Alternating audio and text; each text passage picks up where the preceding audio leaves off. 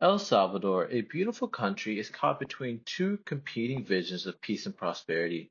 On one hand, one is built on surveillance, education, and healing, while the other is built on the control, fear, and force.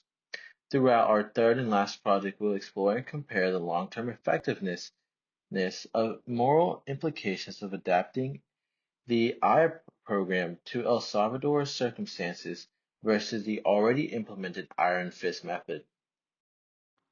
Despite billions of dollars of U.S. aid, El Salvador still remains quite unstable.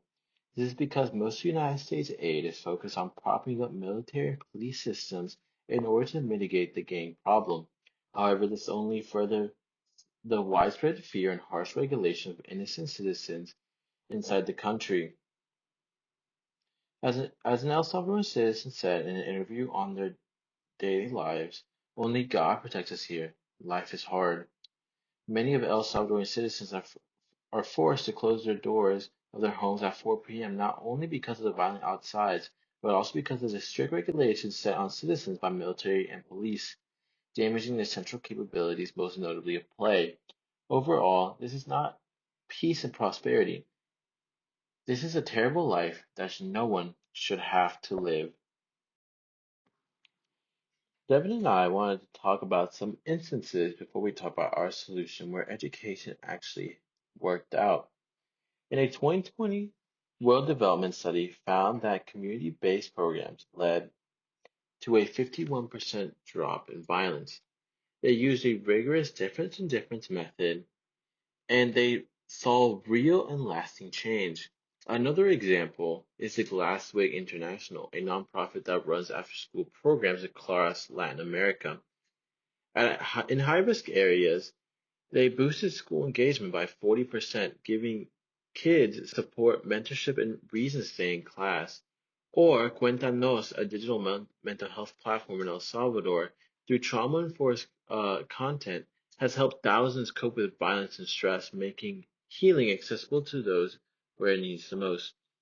Comparing that to government crackdowns that oftentimes just perpetuate more stress and higher levels of anxiety.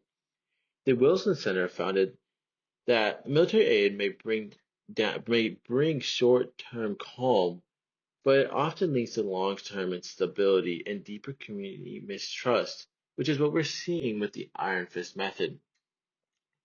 Now, the I program, which we propose, combines all of these programs that we said earlier, combining the mental health stability and a rigorous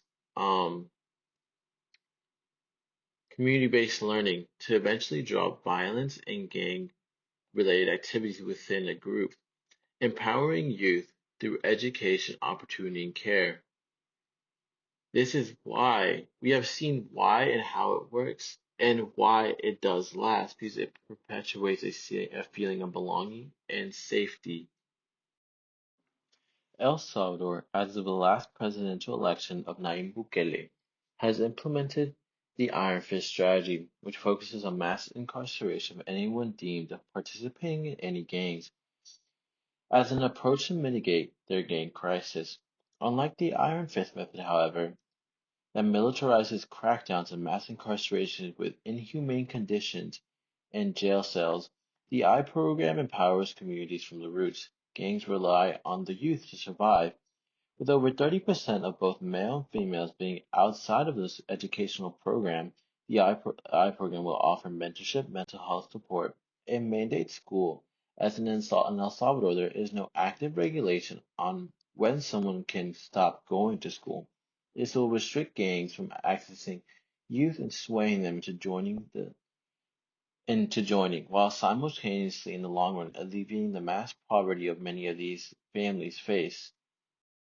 With such strong objections, it's important that we defend our recommendation, but we will not be doing so for the sake of defending it, but instead for the sake of making sure that we are doing the right thing. Now, in terms of our first objection that we talked about, where someone could say that we've talked a lot about how U.S. intervention has negatively impacted South American countries, we beg to differ because in this case, we aren't just giving a lump sum of money to a South American country or to a specific regime that we support. we're actually targeting a focus or a focal part of the structure of the problems, which is an education system that is allowing for these youth to either not go to school and join gangs or not see the value in school and join gangs because that's the best way to provide for their family. Instead, we will make the education system better so that we keep kids in school and they can actually work and get jobs that are best for them and best for their families in the future. The next objection that we have to address is the one regarding whether or not it is right for us to provide aid in El Salvador while there are people who are also facing similar or worse harms in the United States. Now, given what I stated earlier with the U.S. intervention in South American countries, and even and especially in El Salvador, and how it has caused more harms for the people in the country because of how we've helped or how we've thought we were helping, it is only fair through the fact that we've caused issues in the past that we try to amend the issues that we've caused, or at least try to take off a burden from the country itself. So in terms of whether or not we should care, I think we should, but that doesn't mean we should disregard those that are in the United States and that are also facing harms. The next objection is that we are focusing on education specifically instead of more direct harms such as food insecurity and other economic issues. Now, this is the case because while we could donate or provide aid and it go directly to food insecurity issues or whatever economic issues are taking place with the less fortunate in El Salvador, it would only minimize the issue or stop it for a short period of time, while our idea of attacking the education system is a long-term plan that will lead to long-term prosperity for those that are living in El Salvador, and it won't only fix their issues later on down the road, but it will allow them to gain skills and knowledge that can help them better navigate through life and expand their capabilities. Finally, the last objection was that we might create a dependency of El Salvador on the United States. And to this we say, no, we will not create a dependency because while we are helping fund their education system and helping to keep kids out of gangs and lower the gang violence rates, we're doing it in a way that will eventually help them get off to a start where they can fend for themselves and it just helps the country grow on its own, and then we can reduce the aid as time goes on because it'll become less necessary.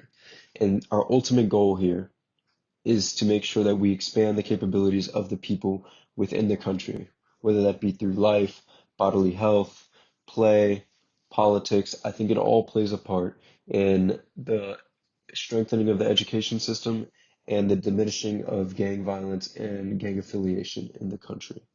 Finally, I would like to state that the burden on taxpayers in the United States, while it may seem significant to some, will overall be insignificant depending on how the pricing is done or the percentages are done per person. But when spread out along among Americans, it will become much less significant than other tax expenses that we have. And we have to consider the fact that even though this is a small donation from us, it goes a long way in El Salvador. And when you think about a utilitarianist approach, the overall good that is gained from providing this aid into the education system, especially in the long term, far outweighs the overall negatives that we might face otherwise. Despite having such a strong recommendation, we understand that there will be reasonable objections to what we are proposing. We've compiled some of the objections, and we are going to discuss why they're relevant, but in the next slide we will be discussing why they may not be as bad as they look on face value when considering our proposal. The first objection is in relation to us discussing U.S. intervention and its negative effects in South America and El Salvador specifically. And if we are proposing that we provide aid to the country, that we might be doing so in the wrong manner again. But as we'll discuss in the next slide, the way that we are proposing Providing this aid is much different than we have in the past, and it will be more effective. The next issue that people will probably bring up is that there are people in the United States who are facing harms just as bad, if not worse, in some cases, and that we should focus on internal issues instead of external issues with other countries. The next objection that someone may raise is that we are focusing on education when we should be focusing on more immediate harms such as food insecurity or economic disparity. And then the final objection that someone may raise in relation to our issue is that we are going to create a sense of dependency of El Salvador on the United States when we provide our aid to the point where they feel like they need us instead of being able to fend for themselves as a country and deal with some of the issues that they are facing and the harms that the common person faces. This is our works cited, and I hope you have enjoyed our presentation and our little mini series on YouTube. Thank you so much for taking the time and listening to our presentation. Have a wonderful day.